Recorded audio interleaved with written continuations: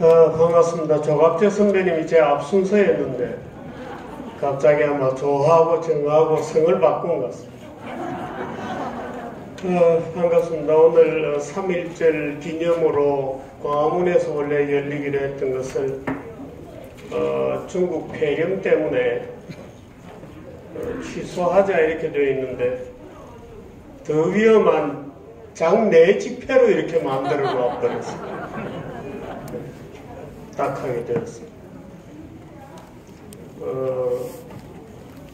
우리가 민주주의라고 하는 것을 알게 된 것은 대개 3.1운동 때쯤이었습니다. 그때 1차 세계대전이 마무리되고 민주주의라는 게 전 세계로 비로소 퍼져나갔던 겁니다. 그런데 1918년, 19년 이후로 민주주의를 알게 된 나라 중에 지금도 민주주의를 제대로 하고 있는 나라는 거의 없습니다. 동유럽이 완전히 공산주의로 갔다가 무너졌습니다. 남부 유럽은 다 경제위기로 갔습니다. 남미 전 지역이 엉망이 되었습니다. 중국을 비롯한 아시아는 아직도 제대로 된 민주주의를 못하고 있습니다. 1919년 이후에 민주주의로 진입한 나라 중에 지금까지 그래도 민주주의를 한다고 해왔던 유일한 나라가 대한민국이었어요. 그런데 그 대한민국이 이제 시험에 들어 있습니다. 아마도 무너질지도 모르겠습니다. 여러분 어떻게 생각하세요?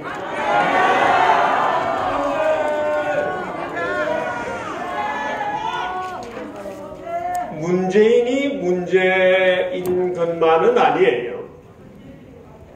문재인으로 상징되는 한국인의 심성 속에 자유민주주의가 잘 맞지 않는 것 같아요. 그런가요? 그건 여기 있는 우리들 생각이죠. 여기 있는 우리들 생각이지 대부분의 한국인들이 자유민주주의를 오히려 싫어하고 아니에요?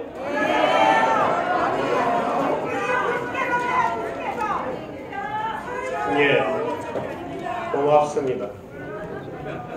그런데 아마도 지금 대한민국 민주주의는 시험에 들었습니다. 질지도 모릅니다. 우리는 지면 어떻게 되죠?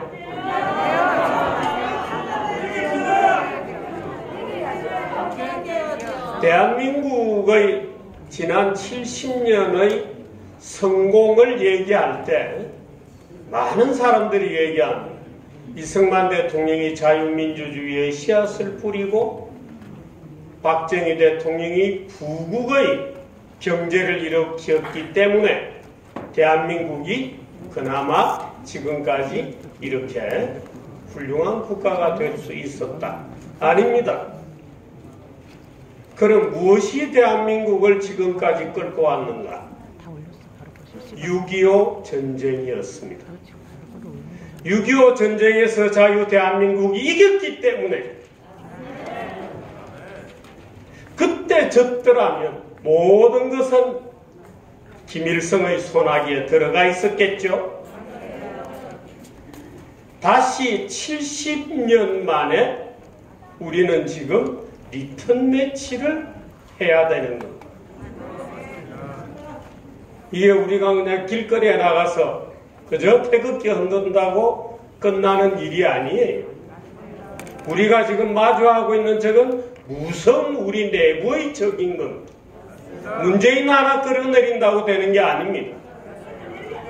지난 3년 동안 우리가 태극기를 흔들고 목이 터져라고 외쳤는데 지금 정치는 어떻게 되고 있죠? 저는 감히 이렇게 예언합니다. 아마도 이번에 보수 진영의 국회의원들이, 후보들이 압승을 할 겁니다.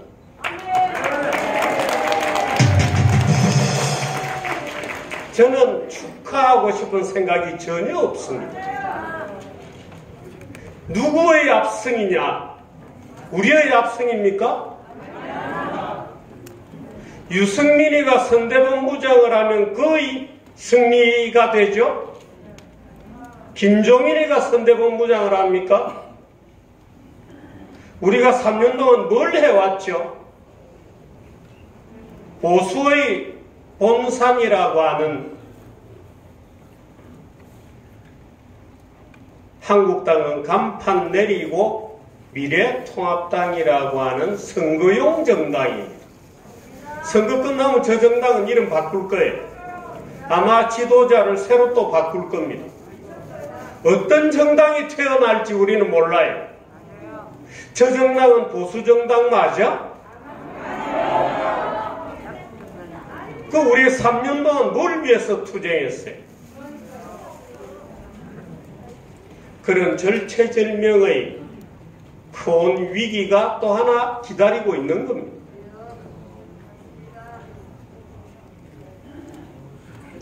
(70년) 만에 리턴 매치가 돌아왔습니다, 여러분. 70년 만에 리턴 매치에서 누가 이기느냐? 여기 계신 저는 길거리에 또는 스트리트에 이 연세가 드신 분들에게도 늘 그 얘기를 합니다만, 이승만 대통령이 조국에 돌아와서 대통령이 되셨을 때 연세가 70대였습니다.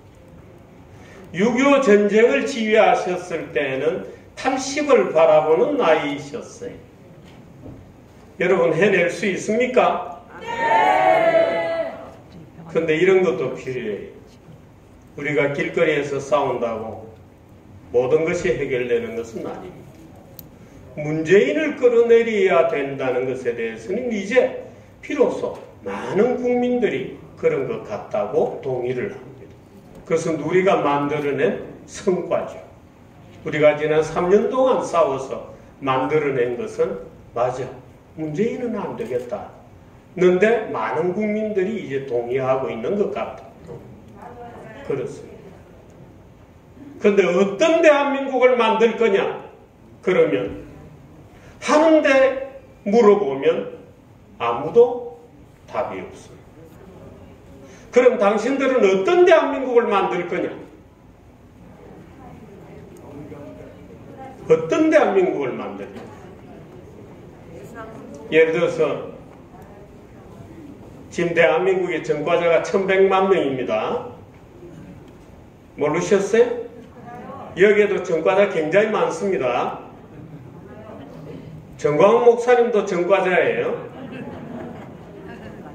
도대체 어떻게 되었길래 정광훈 목사가 전과자지? 대한민국은 전과자가 1100만 명이나 되는 아주 저질의 국가입니까? 그런데 그런 법과 제도로 되어 있습니다. 그렇기 때문에 대한민국에는 판검사 아니면 명함을 못 냅니다. 무슨 말인지 이제 아셨죠? 대한민국은 조선시대의 형벌국가를 식민지 시대에도 그대로 했고 지금까지 70년도 형벌국가 체제를 유지하고 있는 아주 정근대적인 국가입니다. 그럼 우리는 대한민국의 법률과 제도를 모조리 어디에서부터 뜯어고쳐야 되는지에 대해서도 공부를 해야 됩니다. 우리가 태극기 흔드는 것으로 끝나지 않습니다. 어떤 대한민국을 만들 것인지에 대해서 우리가 국민들에게 답을 줘야 됩니다. 그 답을 주는 것은 정당들이 해야 되죠. 그런데 아무리 뜯어봐도 미래통합당이 그 답을 내놓을 것 같지는 않아요. 그게 우리의 고민입니다. 그래서 우리는 한 손으로는 문재인을 끌어내리기 위해서 싸우고 다른 손으로는 또 다른 무언가의 정치 운동을 하지 않으면 안 된다 하는 결론에 도달해 있는 겁니다. 그것을 위해서 저는 그 방법이 자유통일당인지 어떤지에 대해서 그건 김문수 대표와 여러분들이 만들어내야 합니다.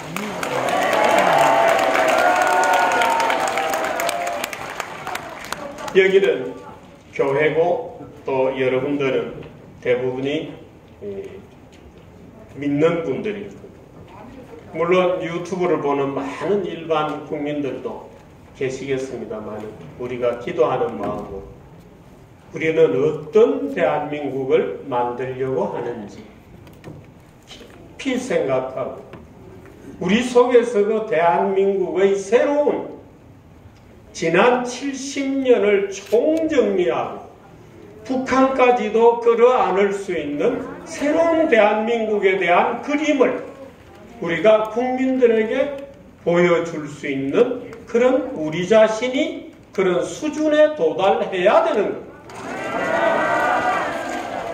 여러분들도 많은 기도를 해주시고 또 정당은 정당대로 열심히 해주시고 저희 같은 언론인들은 언론인으로 또 열심히 해 나가서 적어도 이번 4.15 총선 이후에 우리가 뭔가 새로운 비전을 가지고 국민들에게 또 다른 이전을 준비해야 한다는 것을 우리 마음속에 깊이 새기십시다.